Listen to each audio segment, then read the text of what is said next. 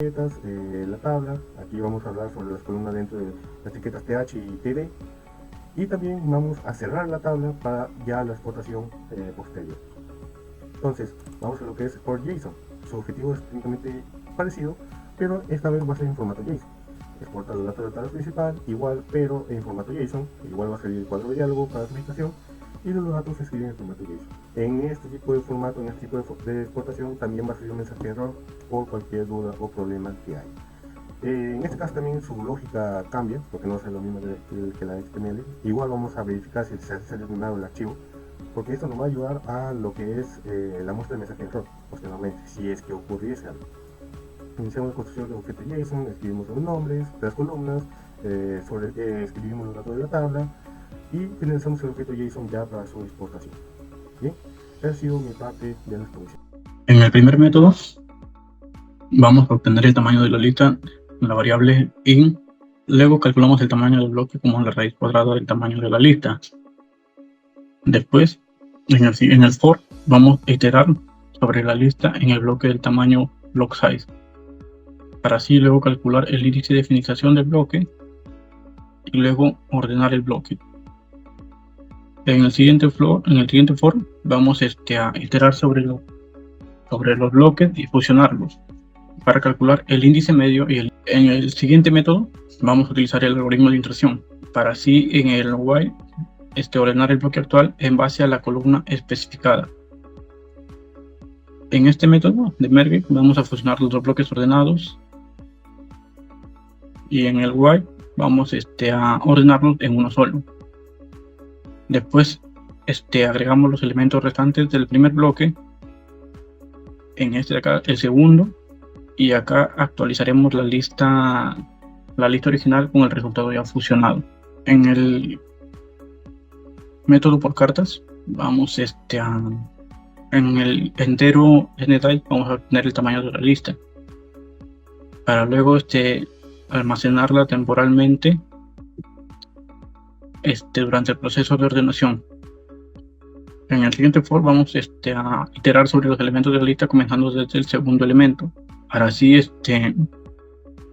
obtener la carta actual que se va a comparar e insertar en la posición adecuada.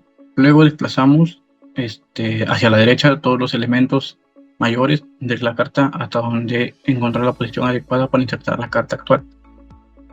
Después en el data insertamos la carta actual en la posición adecuada. Después en el siguiente método vamos a comparar dos cartas según el valor de la columna especificada. Acá obtenemos los valores de la columna especificada por medio de las dos cartas a comparar, para así luego comparar los valores utilizando un comparador genérico. Aquí vamos a inicializar el tamaño del espacio como el tamaño de la lista. Con el glow vamos el factor de concentración para el tamaño del espacio, y luego con el boolean para indicar si la lista está ordenada. En el while vamos a iterar hasta que la lista esté ordenada. Con el gag in vamos a reducir el tamaño del espacio, y si el tamaño del espacio es menor que 1, este lo establecerá como 1 y marcará que la lista está ordenada. Y si es que el tamaño de la lista actual lo comparamos los elementos distanciados por el tamaño del espacio actual, y si el elemento de la posición y es mayor que el elemento de la posición y más get, vamos a intercambiarlos. Y si no, la lista no está completamente ordenada. Luego pasamos al remote. Aquí en el vector, aquí vamos a inicializar la lista hasta que la posición actual llegue al final.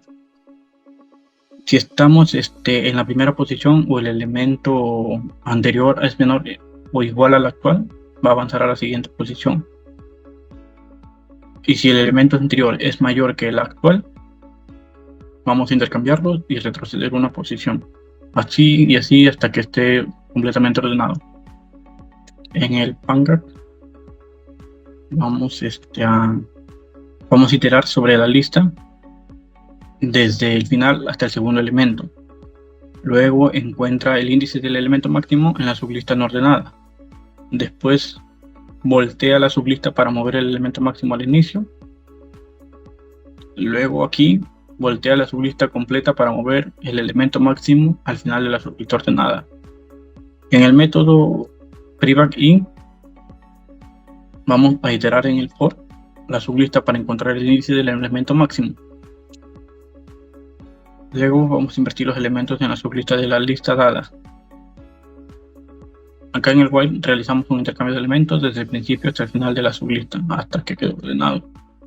En el merge, y acá en el in, vamos primero a ordenar la primera mitad de la lista recursivamente. En la parte de acá vamos a hacer lo mismo, pero con la segunda mitad. Después la combinaremos las mitades ya ordenadas.